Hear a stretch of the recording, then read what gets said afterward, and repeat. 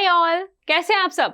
I hope that हमेशा की तरह आप सब बहुत बढ़िया होंगे और बहुत मजे से आपकी लाइफ चल रही होगी और बहुत सारी मस्ती चल रही होगी, है ना। तो अब तो पढ़ाई वढ़ाई सबकी बहुत अच्छे से शुरू हो गई होगी और होनी भी चाहिए, है ना। और अब तक हमने काफी कुछ यहाँ पे भी पढ़ लिया है, राइट। तो अगर आप हमारे साथ पहले से ही बने हुए हैं तो बहुत बढ़िया, और अगर आप यहाँ नए भी हैं तो कोई बात नहीं, क्योंकि हमारे पास आपके लिए भी सब कुछ अवेलेबल है, राइट। तो क्या क्या चीजें हैं और क्या हमने पढ़ना है वो थोड़ी सब बताऊंगी। उससे पहले आप सबका स्वागत है आपके अपने चैनल स्कॉर प्लस पे, जहां पे हम सब आपस में मिलके पढ़ते हैं, समझते हैं और उन पढ़ी लिखी चीजों को एग्जीक्यूट करना सीखते हैं। तो मैं प्रियंका हूं, आपकी बायोलॉजी की एजुकेटर, जो आपको बायोलॉजी पढ़ा रही थी और बायोलॉजी पढ़ाएगी, राइट। तो अब तक जैसे कि मैंने कहा कि हम काफी कुछ ऑलरेडी कवर कर चुके हैं।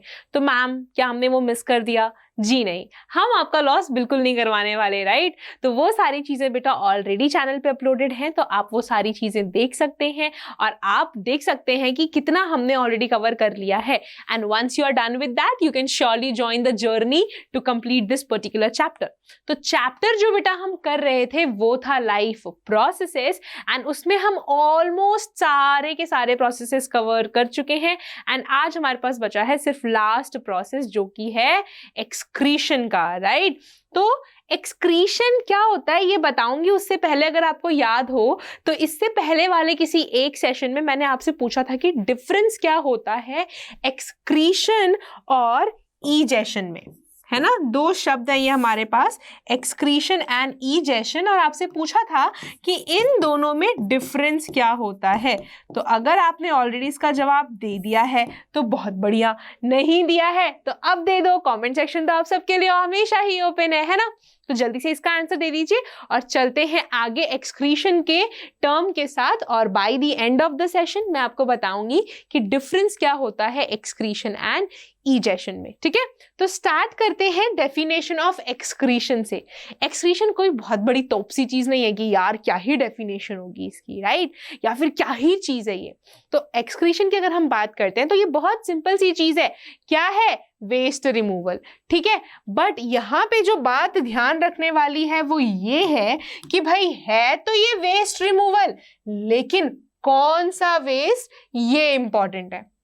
तो इस केस में जनरली टॉक्सिक या फिर जो नाइट्रोजनस बेस्ड है, जो नाइट्रोजन कंटेनिंग कंपाउंड वाला वेस्ट है, उसकी रिमूवल होती है बेटा, ठीक है। तो नाइट्रोजनस वेस्ट की जब रिमूवल हो रही है हमारी बॉडी से तो उस पर्टिकुलर प्रोसेस को कहा जाता है एक्सक्रीशन। एंड अगर हम कहें कि मैम नाइट्रोजनस वेस्ट में कौन सा वेस्ट इंक्लूडेड है, किस वेस्ट की हम बात कर रहे हैं, तो बेटा हम यहां बात कर रहे हैं स्पेसिफिकली यूरिया की। तो ह्यूमन बींग्स जो हैं वो यूरिया रिलीज करते हैं, अर्थवॉर्म जो है वो यूरिया रिलीज करते हैं। वहीं अगर हम बर्ड्स की बात करते हैं तो वो जनरली अमोनिया जो है वो रिलीज करते हैं, ठीक है। तो यहाँ पे हमें अपनी बात करनी है और अपने प्लांट्स की बात करनी है। तो हमारी बॉडी में यूरिया जो है वो मेन टॉक्सिक वेस्ट है। यूरिया जो है इससे ज्यादा टॉक्सिक वेस्ट होता है अमोनिया, ठीक है। वो अमोनिया जब हमारी बॉडी में इकट्ठा होता रहता है तो ऑब्वियसली उससे हमें प्रॉब्लम हो सकती है। तो हमारी बॉडी क्या करती है कि यार चलो अमोनिया बहुत ज्यादा टॉक्सिक है तो इसको कन्वर्ट कर देते हैं थोड़े कम टॉक्सिक फॉर्म में, जो कि है यूरिया, लेकिन ये है तो टॉक्सिक ही, तो इसको निकालना हमारी बॉडी से बहुत इंपॉर्टेंट हो जाता है। तो इसीलिए हमारी बॉडी में जो है प्रॉपर एक्सक्रीटरी सिस्टम है। एंड इसके अलावा ये आपको दिख रहा होगा, ये जाना पहचाना लग रहा है ना। हाँ, मुझे भी जाना पहचाना लग रहा है कि कहीं तो इसको देखा है।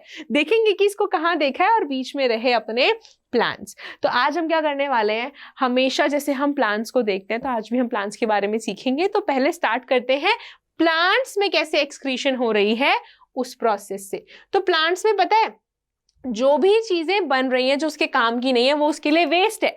जैसे कि जब रेस्पिरेशन हो रही है ना, रेस्पिरेशन के टाइम पे प्लांट्स में क्या बन रहा है, रेस्पिरेशन के टाइम पे ऑब्वियसली कार्बन डाइऑक्साइड है जो बन रहा है, तो ये कार्बन डाइऑक्साइड उसके लिए वेस्ट है। सेम वे जब फोटोसिंथेसिस हो रही है, जब प्लांट्स में फोटोसिंथेसिस की प्रोसेस हो रही है तो फोटोसिंथेसिस में हमें पता था कि फूड बन रहा है ना, और उस फूड के साथ एक और चीज बन रही थी, वो क्या है, वो है बेटा ऑक्सीजन। तो ये जो ऑक्सीजन है वो फोटोसिंथेसिस के टाइम पे प्लांट्स के लिए वेस्ट है।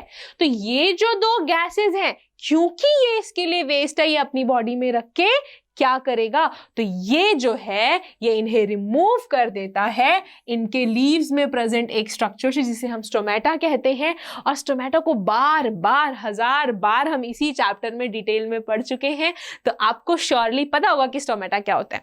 तो लीव्स पे ये कुछ स्ट्रक्चर्स प्रेजेंट होते हैं जहां से चीजों की एंट्री एग्जिट जो है वो गवर्न की जाती है, जिसमें से गैसेस जो है वो बहुत बड़ा रोल प्ले करते हैं। तो कार्बन डाइऑक्साइड और ऑक्सीजन जो है इनकी एग्जिट भी इसी स्टोमेटा से होती है जो लीव्स में प्रेजेंट होते हैं। इसके अलावा प्लांट्स का जो तना होता है, जो ट्रंक वाला पोर्शन है, वहां पे आपने देखा होगा कि बार्क प्रेजेंट होता है, राइट। तो बार्क ऑफ द ट्री में जो ओपनिंग्स होती है ना बेटा, वो जो ओपनिंग्स हैं उन्हें हम कहते हैं लेंटिसेल, जैसे देखो ये डायग्राम आपको दिख रहा है, तो यहाँ पे ये जो ओपनिंग्स दिख रही है ना, ये जो ओपनिंग्स है इन्हें ही हम लेंटिसेल कह रहे हैं। तो यहाँ से भी जो गैसेस हैं वो प्लांट से बाहर अंदर आते जाते हैं। तो प्लांट्स में जो एक्सक्रीशन हो रही है इन गैसेस की, वो 2 जगह से हो रही है। पहले तो लीव्स में जो स्टोमेटा है वहां से, और जो स्टेम में हमारे पास ये लेंटिसेल्स प्रेजेंट है वहां से, ठीक है। और यही वो 2 चीजें हैं जो हमने रेस्पिरेशन में भी पढ़ी थी कि यहां से जो रेस्पिरेशन है वो भी प्लांट्स में हो रही है। नाउ इसके अलावा अगर प्लांट में जो भी सॉलिड वेस्ट है वो और लिक्विड वेस्ट है वो है, तो उसका क्या करेंगे जी, तो ऑब्वियसली उन्हें भी निकालना है ना। तो प्लांट यहाँ थोड़ा सा स्मार्ट बन जाता है। वो क्या करता है कि जो भी वेस्ट मटेरियल है ना उसको इकट्ठा करना शुरू कर देता है। कहाँ पे, लीव्स वगैरह में जो भी पुराने पार्ट्स होते हैं वहां पे ये सारा का सारा पार्ट जमा कर देगा। अल्टीमेटली जो लीव्स होते हैं बेटा वो येलो कलर के हो जाते हैं एंड प्लांट से गिर जाते हैं, ठीक है। तो यहाँ पे देखो वही चीज लिखी है कि जो भी सॉलिड और लिक्विड वेस्ट इनके अंदर इकट्ठा हुआ है इससे ये गेट रिड ऑफ होते हैं, मतलब कि इनसे छुटकारा पाते हैं by shedding of the leaves, चाहे पीलिंग ऑफ द बार्क। जो पेड़ की छाल होती है देखो वो अपने आप छिलके गिरने लग जाती है ना, जो वो अपने आप गिर रही है बेटा, वो प्लांट गिरा रहा है कि भैया तुम्हारे अंदर सिर्फ और सिर्फ वेस्ट भरा हुआ है, तुम यहां से चले जाओ। क्योंकि ऑब्वियसली किसी की बॉडी जो है वो गार्बेज बिन नहीं है, वो कचड़े का डब्बा नहीं है कि वो अपने पास रखेगा। हम भी तो सारा वेस्ट रिमूव कर देते हैं, सेम वे प्लांट्स जो हैं वो भी सारा वेस्ट रिमूव कर देते हैं। And even felling of the fruits can be the way जिससे प्लांट्स जो हैं वो अपने वेस्ट को रिमूव कर रहे हैं। देन कुछ प्लांट्स जो हैं वो गम्स और रेजिन्स सिक्रीट करते हैं। देखा है ना, प्लांट से ये गम जैसा चीज निकलता रहता है, कुछ लिक्विड जैसी चीज निकलती रहती है। तो यही जो गम और रेजिन है, ये प्लांट ने ना तुमको फेविकॉल बनाने वाला गम नहीं दिया है। ऑब्वियसली उसको हम यूज कर लेते हैं क्योंकि हम ह्यूमन बींग्स हैं, हमारा दिमाग बहुत तेज चलता है, राइट। हमें पता है कि अच्छा ये निकल रहा है तो इसको इस्तेमाल कर सकते हैं हम इस पर्पस के लिए। तो हम तो अपने पर्पस के लिए यूज कर रहे हैं, प्लांट ने हमारे लिए प्रोड्यूस नहीं किया। प्लांट ने वो प्रोड्यूस किया क्योंकि प्लांट के लिए वो वेस्ट मटेरियल है, ठीक है। तो गम्स एंड रेजिन्स के फॉर्म में भी जो प्लांट्स हैं वो वेस्ट मटेरियल एक्सक्रीट करते हैं। एंड लास्टली जो प्लांट्स हैं वो, और अगर कुछ वेस्ट प्रोडक्ट है तो उनको अपने आसपास जो मिट्टी प्रेजेंट होती है ना वहां पे ऐसे ही एवे रिलीज कर देते हैं, ठीक है। तो ये हो गया बेटा ये अलग अलग प्रोसेसेस जिससे कि प्लांट्स जो हैं वो अपने वेस्ट को रिमूव करते हैं। इवन ट्रांसपीरेशन जो है ये भी एक वेस्ट रिमूवल का तरीका हो सकता है जिसमें कि प्लांट्स जो हैं वो एक्स्ट्रा वाटर को रिलीज कर रहे हैं। इसके अलावा गटेशन की जो प्रोसेस है, गटेशन की स्पेलिंग होती है बेटा GUTTATION। गटेशन क्या होता है कि जब प्लांट्स के टिप पे पानी की बूंद दिखती है, जैसे देखो यहाँ पे आपको पानी की बूंदें दिख रही होगी, ये जितनी भी बूंदें हैं ये गटेशन की प्रोसेस से यहाँ पर आई हैं और ये भी वाटर रिमूवल का एक तरीका है, ठीक है। तो ये हो गए सारे के सारे तरीके कि कैसे जो प्लांट्स हैं वो अपना वेस्ट रिमूव कर रहे हैं, ठीक है। तो कर लिया हमने अब प्लांट्स की बात। अब चलते हैं अपने बारे में पढ़ने के लिए और देखते हैं कि ह्यूमन बॉडी में ये प्रोसेस कैसे हो रही है। तो जब हम ह्यूमन की बात कर रहे हैं, हम अपनी बात कर रहे हैं, तो हमारे बॉडी में ना काफी तरीके के वेस्ट है, राइट। तो अगर हम मेन वेस्ट जो प्रोड्यूस हो रहा है उनकी बात करें तो हमारे पास है गैसेस में कार्बन डाइऑक्साइड जिसे हम CO2 भी लिखते हैं, राइट, एंड है यूरिया। यूरिया जो है ये नाइट्रोजन वाला प्रोडक्ट है, मतलब कि ये कैसे बना, ठीक है। तो यूजुअली क्या होता है कि लिवर में हमारे पास कुछ प्रोटीन्स प्रेजेंट होते हैं, ठीक है। तो ऑब्वियसली ये प्रोटीन टूट के बनाएंगे अमाइनो एसिड। अब ये जो अमाइनो एसिड हैं ये बेटा टूट के बनाते हैं अमोनिया। इसने क्या बनाया, अमोनिया जो कि बहुत ज़्यादा हाईली टॉक्सिक है, मतलब कि हमारी बॉडी को इससे काफ़ी ज़्यादा खतरा है, तो हमारी बॉडी तो इसको नहीं रखने वाली है ना। इस अमोनिया को ना NH3 भी लिखते हैं, अमोनिया को NH3 भी लिखते हैं। तो इसको हमारी बॉडी नहीं रखेगी, वो चाहेगी कि ये जल्द से जल्द निकल जाए, लेकिन उतना वेट करेगी तो इससे प्रॉब्लम होगी। तो क्या होता है कि ये जो अमोनिया है ये चेंज हो जाता है बेटा यूरिया में, ठीक है। ये जो अमोनिया है ये चेंज करके बनाता है यूरिया, जो कि टॉक्सिक तो है लेकिन अमोनिया के कंपैरिजन में लेस टॉक्सिक है।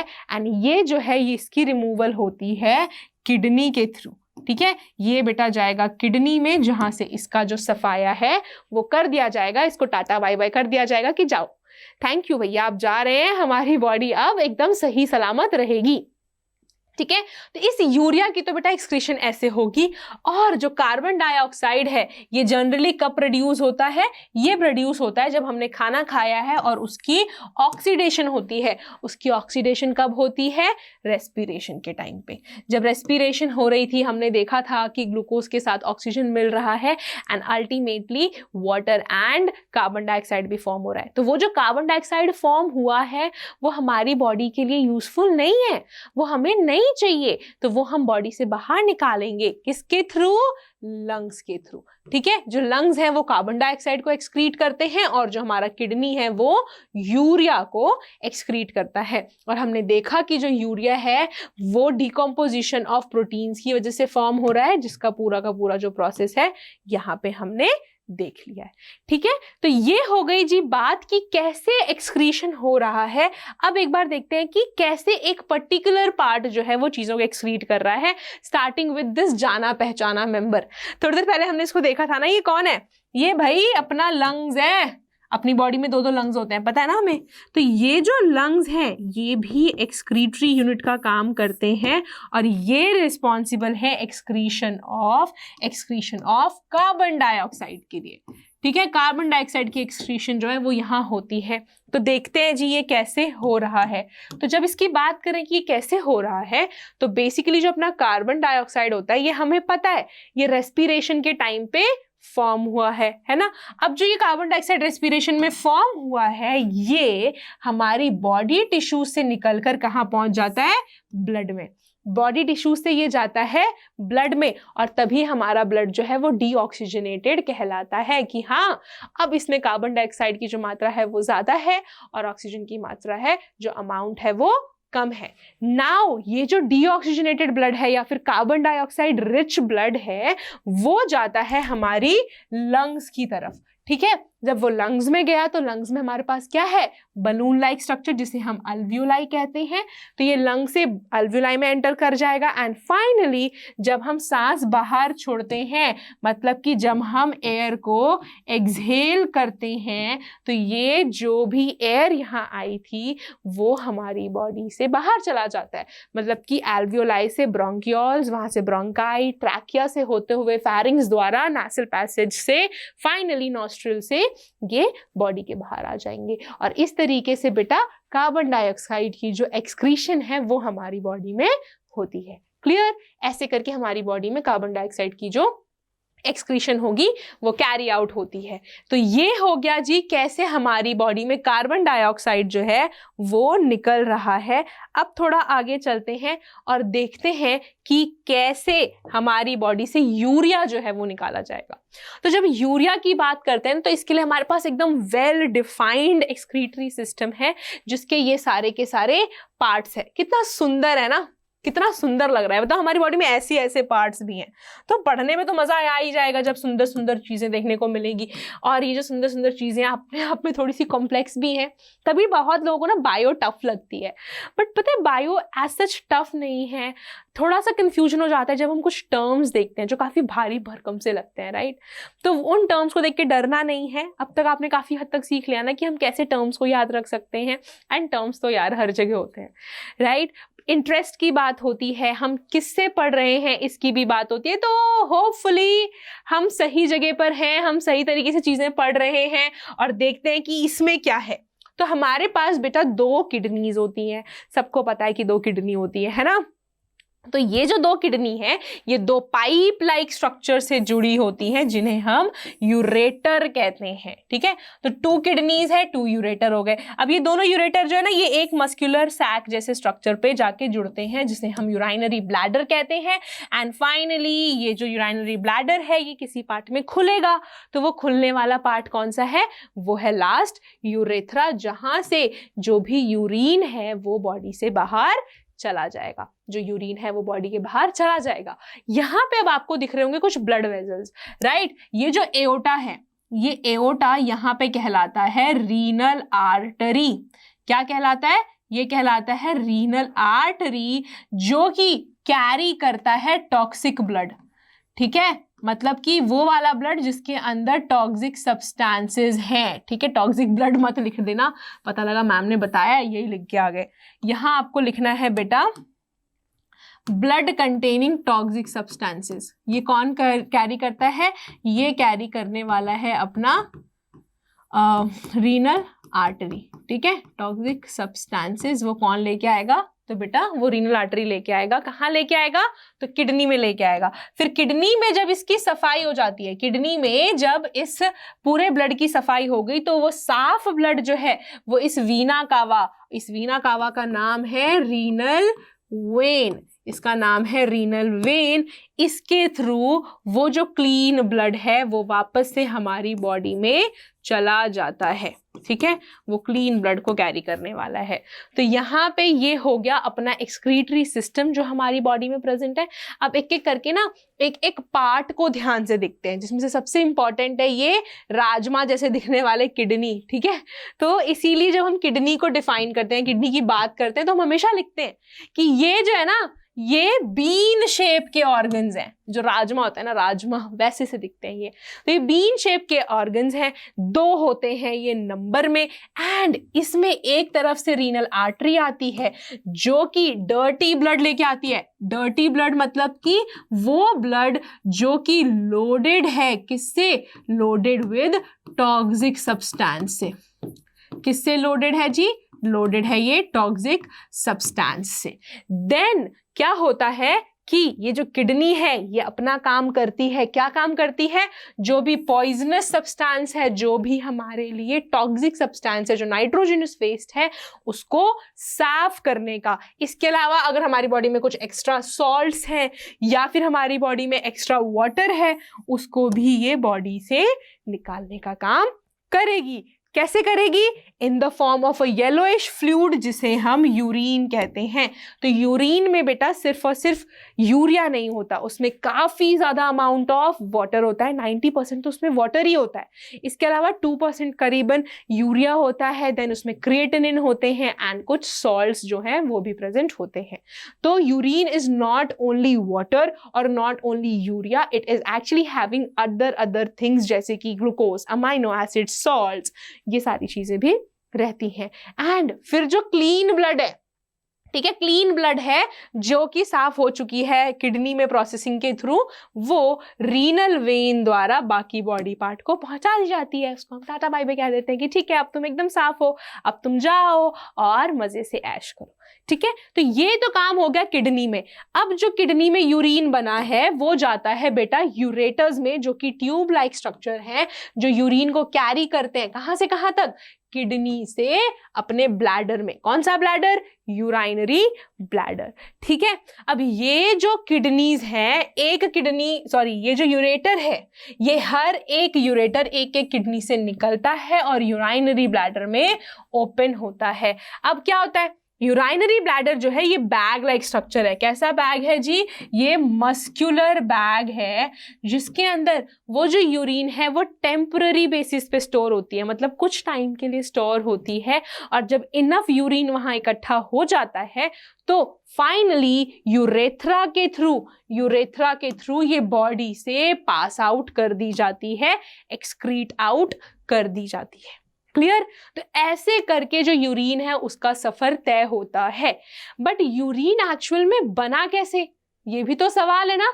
यूरिन किडनी में बन रहा है, बट क्या पूरा का पूरा किडनी इसके लिए रिस्पॉन्सिबल है, या किडनी में ऐसा कुछ है जो इसके लिए रिस्पॉन्सिबल है? तो अगर ये सवाल आपके दिमाग में आया है तो बहुत बढ़िया सवाल आया है, क्योंकि ये जो सवाल है वो एकदम वैलिड है, क्योंकि किडनी के अंदर सच में ऐसा कुछ है जो ये चीज बना रहा है, और वो चीज है नेफ्रॉन।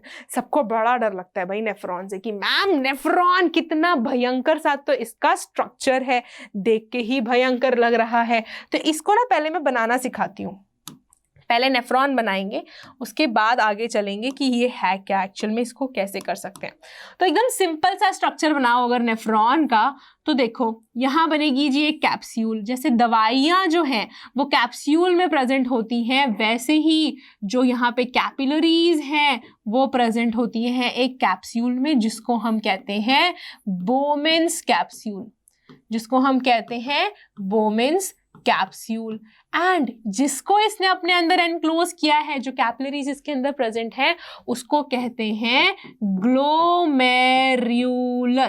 क्या कहते हैं इसे? इसे कहते हैं जी ग्लोमेरुलस। एंड देन जब हम थोड़ा आगे चलते हैं तो यहां से देखो ट्यूब्यूलर पार्ट शुरू हो जाता है, ठीक है। बोमेन्स कैप्सूल जो है वो थोड़ा नीचे जाता है, तो वहां से ट्यूब्यूलर पार्ट शुरू हो जाता है, जिसमें हम थोड़ा नीचे अगर नीचे जाएं तो यहाँ एक लूप जैसा स्ट्रक्चर बनेगा, और वही लूप फिर से थोड़ा सा ट्यूब्यूल जैसा पोर्शन बनाती है, जो कि एक लंबे से कलेक्टिंग डक्ट में खत्म हो जाता है, ठीक है। तो यहाँ पे ये कुछ ऐसा सा दिखता है।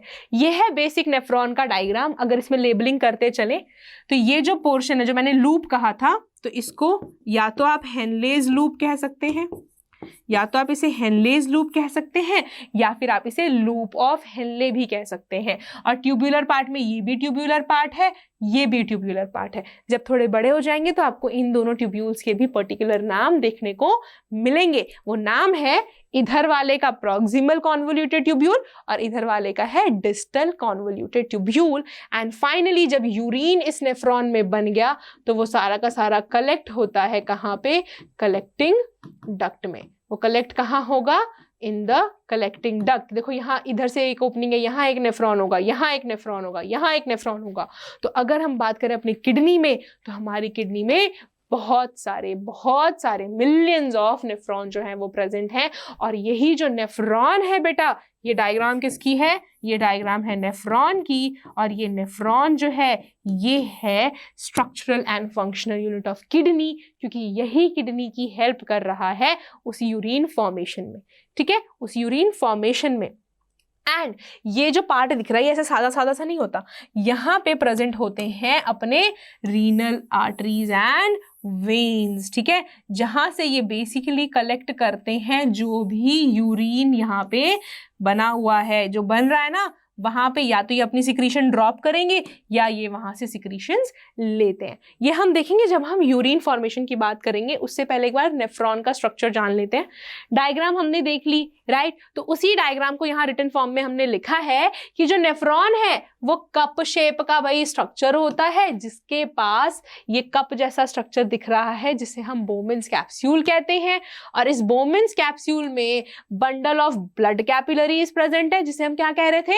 हम कह रहे थे इसे ग्लोमेरुलस। और ये ग्लोमेरुलस बहुत ज्यादा इंपॉर्टेंट है क्योंकि ये ब्लड कैपिलरीज है। एंड कैपिलरीज का फंक्शन हमको पता है कि यहाँ से चीजें आराम से अंदर बाहर हो सकती हैं। तो दिमाग लगाओ, जब कैपिलरीज से ये चीज हो रही है तो ऑब्वियसली अगर यहाँ कैपिलरीज है तो इसके अंदर जो भी टॉक्सिक सब्सटेंस होगा वो ब्लड से बाहर कहाँ आएगा?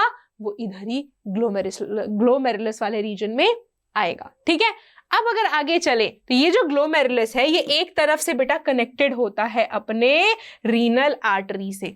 ये जो एक तरफ से कनेक्टेड है रीनल आर्टरी से, ये देखो यहाँ है ना, एक तरफ ये रीनल आर्टरी से कनेक्टेड है और दूसरी तरफ ये कनेक्टेड होता है बेटा रीनल वेन से, ठीक है। तो रीनल आर्टरी कौन सा ब्लड ला रही थी? वो टॉक्सिक वाला ब्लड ला रही थी, डर्टी ब्लड लेके आ रही थी, जिसकी क्लीनिंग के बाद वो सारा का सारा जो साफ पानी, नॉट द पानी, जो साफ ब्लड है, जो क्लीन ब्लड है, वो कहाँ चला जाता है? रीनल वेन में। एंड अल्टीमेटली यूरेटर से होते हुए जो भी अपना यूरिन है वो बाहर निकल जाता है और ये जो ब्लड है ये हमारी बॉडी में पहुंच जाता है। एक ही चीज बार बार हम पढ़ रहे हैं तो याद तो बेटा होना बनता है। राइट तो अब लास्टली देख लेते हैं कि यूरिन एक्चुअल में बनता कैसे है। राइट अगर चीजें याद होना बनता है तो पता होना चाहिए ना कि भैया यूरिन कैसे बनता है, ये भी तो याद होना चाहिए। तो यूरिन फॉर्मेशन की अगर हम बात करें तो यहाँ 3 स्टेप्स जो है वो इंक्लूडेड है। पहला स्टेप जो है इसे हम कहते हैं ग्लोमेरुलर फिल्ट्रेशन। क्या कहते हैं इसे? हम कहते हैं ग्लोमेरुलर फिल्ट्रेशन। जहां पे क्या हो रहा है, नाम से पता लग रहा है ग्लोमेरुलस में कुछ तो फिल्टर हो रहा है। तो बिल्कुल यहाँ पे अलग अलग जो चीजें हैं जैसे कि ग्लूकोज, अमाइनो एसिड, यूरिया तो पक्का राइट, ये सारी चीजें बेटा ग्लोमेरुलस से छन के आती हैं बोमेन्स कैप्सूल में। अब ये देखो हमें निकालना यूरिया को था, इसके साथ ग्लूकोज और अमाइनो एसिड जो है वो भी निकल गए। राइट वो सारी चीजें निकल के चली जाती हैं, कहाँ पे निकल के चली जाती है? बोमेन्स कैप्सूल में। लेकिन हमें तो सिर्फ यूरिया को दफा करना था, हमें तो सिर्फ यूरिया को बॉडी से बाहर निकालना था। ये ग्लूकोज और अमाइनो एसिड तो हमको चाहिए ना, तो हमें ये वापस लेने पड़ेंगे। तो वापस लेने के लिए जो नेक्स्ट स्टेप होता है बेटा वो होता है सिलेक्टिव रीएब्जॉर्प्शन का, जो कि अकर करता है ट्यूब्यूलर रीजन में। ठीक है, जो अकर करता है ट्यूब्यूलर रीजन में, जहां से कि जो भी अपने इंपॉर्टेंट चीजें हैं जो हमको नहीं निकालनी बॉडी से बाहर, तो जितना हम समेट सकते हैं वो चीज समेटी जाती है, वो सारी की सारी चीज वापस से रीएब्जॉर्ब की जाती है, वापस से रीएब्जॉर्ब की जाती है। कौन से सामान? जैसे कि ग्लूकोज हो गया, अमाइनो एसिड्स हो गए, कुछ सॉल्ट एंड इवन पानी, जो वापस से ब्लड कैपिलरीज में आ जाएंगे। इसीलिए तो डायग्राम देखो, इसीलिए देखो यहाँ पूरे ब्लड वेजल्स जो हैं वो प्रेजेंट है कि अगर कुछ एक्स्ट्रा निकल गया है तो वो वापस से हम अपने कैपिलरीज में डाल सके। ठीक है, तो जब ये चीज आ गई, ठीक है, अब जो वेस्ट मटेरियल बचा है जैसे कि यूरिया इस ट्यूब्यूल में जो बचा है वो जाएगा बेटा आगे, वो जाएगा आगे थर्ड स्टेप के लिए जिसे हम कहते हैं सिक्रीशन। तो यहाँ पे अगर फिर से ब्लड के अंदर कुछ ऐसी चीज होगी जो हमको नहीं चाहिए, वो वापस वहां चली जाएगी एंड अल्टीमेटली अब ये यूरिया, वाटर और जो भी वेस्ट प्रोडक्ट है वो मिलके बना देंगे यूरिन, जो कि नेफ्रॉन से बाहर निकलेंगे। कहाँ पे? कलेक्टिंग डक्ट में। कलेक्टिंग डक्ट से ये यूरेटर की तरफ जाएंगे। तो कलेक्टिंग डक्ट क्या करता है? कलेक्टिंग डक्ट इसको ड्रॉप करता है रीनल पेल्विस वाले रीजन में, रीनल पेल्विस वाले रीजन में, जो कि किडनी का ही पार्ट है। यहां से वो फाइनली जाता है यूरेटर में। यूरेटर के आगे की कहानी हमको पता है, यूरेटर से ये जाएगा यूराइनरी ब्लैडर में एंड फाइनली यूराइनरी ब्लैडर से ये बॉडी से बाहर निकाल दिया जाएगा। कहाँ से? यूरेथ्रा से। तो यही है बेटा अपनी कहानी ब्लड को क्लीन करने की, कि कैसे हमारी बॉडी में ये ब्लड जो है वो क्लीन किया जाता है, कैसे हमारी बॉडी से नाइट्रोजनस वेस्ट निकाला जाता है। तो अगर हम सारे के सारे प्रोसेसेस रिकॉल करें, स्टार्टिंग विद द न्यूट्रिशन, हमने क्या खाया था? खाना खाया था। राइट अब उस खाने से हमें जो एनर्जी चाहिए थी, उस एनर्जी के लिए हमें ऑक्सीजन चाहिए था, और वो ऑक्सीजन हमें मिला था बेटा रेस्पिरेशन की प्रोसेस से। अब रेस्पिरेशन भी हो गई है ना, रेस्पिरेशन के टाइम पे जो हमें एनर्जी मिली है, राइट, वो हमें पूरी बॉडी में पहुंचाना है। वो जो ऑक्सीजन वाला ब्लड है वो पूरी बॉडी में पहुंचाना है। तो वो ब्लड पहुंचाने के लिए हमारे पास था ट्रांसपोर्टेशन सिस्टम, जहां पे हमने देखा हार्ट के बारे में, हमने आर्टरीज, वेन्स के बारे में पढ़ा, वहीं पे हमने कैपिलरीज के बारे में पढ़ा था कि कैपिलरीज क्या काम करती हैं। एंड अल्टीमेटली ये सब चीजें जब हुई हैं तो जो भी टॉक्सिक वेस्ट बनता है, उस टॉक्सिक वेस्ट की रिमूवल हम करते हैं एक्सक्रीशन की प्रोसेस से। ठीक है, किससे करते हैं जी? एक्सक्रीशन की प्रोसेस से, जिसके लिए किडनीज का होना बहुत इंपॉर्टेंट है। तो अब यहाँ पे एक और सवाल आ जाता है कि मैम किडनीज तो इंपॉर्टेंट है, लेकिन हमें देखने को काफी सारे ऐसे लोग भी मिलते हैं जिनकी किडनीज प्रॉपर्ली काम नहीं करती, जिनकी किडनीज जो है वो फेल हो चुकी हैं। तो उनके लिए क्या वो जिंदा नहीं रहते? क्या उनकी बॉडी में ये काम नहीं हो रहा? तो बेटा अब के जमाने में 2022 के टाइम पे ये बोलना बहुत ज्यादा गलत हो जाएगा कि नहीं भैया उनके पास तो कोई उपाय ही नहीं है, क्योंकि हमने मेडिकली बहुत ज्यादा जो है एडवांसमेंट कर ली है। काफ़ी टेक्नोलॉजीज हमारे पास आ गई हैं, जिसमें से एक है डायलिसिस की प्रोसेस। ठीक है, ये जो डायलिसिस है बेटा, ये आर्टिफिशियल किडनी की तरह काम करता है, क्योंकि जब किसी पर्सन की किडनी जो है वो खराब हो जाती है, उन्हें हम डायलिसिस का जो फ़ायदा है वो देते हैं, जिससे कि उनका जो ब्लड है वो प्योरीफाई किया जा सकता है। तो अगर हम बात करें डायलिसिस की, तो इसमें क्या होता है, ये वो प्रोसेस है जिससे कि लोगों का जो ब्लड है वो क्लीन किया जाता है। कैसे क्लीन किया जाएगा? जो भी टॉक्सिक वेस्ट है उसे सेपरेट करके। तो इस वेस्ट सेपरेशन के लिए हमारे पास एक पूरा सिस्टम होता है, जिसे हम डायलाइजिंग सोल्यूशन या फिर सिस्टम कहते हैं, जिसमें हमारे पास अलग अलग चीजें हैं। अब चीजें देखते हैं कि क्या है। यहाँ देखो, आपको 2 वायर्स दिख रही होगी रेड कलर की। तो ये जो है ये बेसिकली लोगों के नसों से कनेक्ट की जाती है। क्या होता है कि जो पेशेंट है, जिनकी किडनी जो है वो सही नहीं चल रही, उनके आर्टरी से हमने एक पाइप को कनेक्ट किया। वो पाइप कहाँ जाएगी बेटा? वो जाती है इस डायलाइजिंग यूनिट में। ठीक है, तो इस पर्टिकुलर चीज को हम कहते हैं डायलाइजिंग यूनिट। ठीक है, अब इस डायलाइजिंग यूनिट में क्या हो रहा है? इसके अंदर होते हैं ये डायलाइजिंग पाइप्स। ये जो पाइप्स दिख रहे हैं ना आपको, ये पाइप्स होते हैं, और इन पाइप का जो फायदा है वो ये है कि ये सेमी परमिएबल है। मतलब कि इसमें से साइज के बेसिस पे चीजें जो है वो अंदर बाहर हो सकती हैं। ठीक है, तो क्या होता है कि जितना भी अपने पास यूरिया है, राइट, इसके साथ ऑब्वियसली कुछ अच्छी चीजें भी बाहर निकल जाएंगी, तो वो इस पाइप में से बेटा बाहर निकल के आ जाती हैं इस सोल्यूशन में। तो यहाँ पे क्या है मैम? यहाँ पे प्रेजेंट होता है बेटा अपने पास डायलाइजिंग सोल्यूशन। क्या प्रेजेंट होता है? डायलाइजिंग सोल्यूशन, जिसको हम भरते रहते हैं नीचे से। देखो यहाँ पे हमारे पास पूरा डब्बा है, जिसमें से हम डायलाइजिंग सोल्यूशन कंटिन्यूअसली अंदर भरते रहते हैं। एंड जो भी वेस्ट हो रहा है, अब ऑब्वियसली जब नीचे से फ्रेश सोल्यूशन हम भर रहे हैं तो वो ऊपर जाएगा, है ना, और वो जो अपनी सेमी परमेबल मेम्ब्रेन है, वहां से वेस्ट भी तो बाहर निकल रहा है, तो वो जो सोल्यूशन है वो गंदा भी हो रहा है। तो एट द सेम टाइम हम ऊपर की तरफ से वो सारा गंदा वाला सोल्यूशन जो है वो कवर करते रहते हैं, वो जमा करते रहते हैं अपने एक अलग से वेजल में। तो यहाँ पे वो जो सोल्यूशन है that is called as dialysate, जो कि रिकवर किया जाएगा दूसरे कंटेनर में। यहाँ पे मिक्सिंग नहीं होनी चाहिए।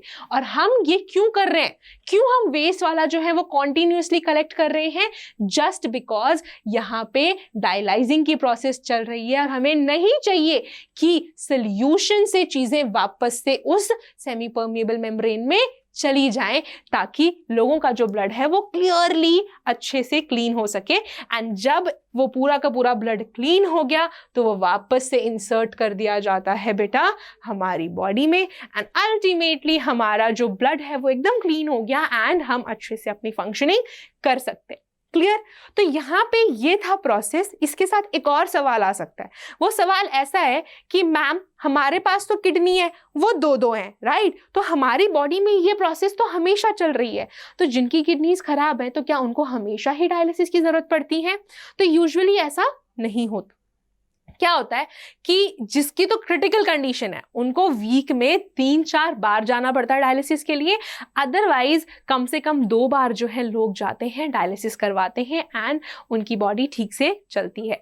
बट मैं ये जरूर कहूंगी कि जैसे हमारी बॉडी, जिनकी जो किडनीज है वो एकदम परफेक्टली फाइन है वैसे काम कर रही है, और जिनकी जो परफेक्टली फाइन नहीं है वो काम कर रही है, इसमें फर्क जरूर होगा, राइट। और इसी के साथ एक सोशल मैसेज ये है कि क्योंकि हमारे पास 2 किडनीज हैं और अगर एक हम किसी को डोनेट कर दें तो हमारी बॉडी पे बहुत बड़ा इंपैक्ट नहीं पड़ेगा, लेकिन जिसकी दोनों ही किडनीज खराब है उनके लिए वो जरूर बहुत ज्यादा बेनिफिशियल हो जाएगा। तो इसीलिए ऑर्गन डोनेशन जो है ये बहुत अच्छा बून साबित होता है, वरदान साबित होता है उन लोगों के लिए जिनको उस चीज की जरूरत है। So one should donate the organs in order to save the life of the other person, in order to help the other person to live his और her life very very happily, right. तो आज का जो note है, आज का जो अपना सेशन है वो यहीं खत्म करते हैं। इसी के साथ अपना जो चैप्टर है बेटा वो भी खत्म हो चुका है।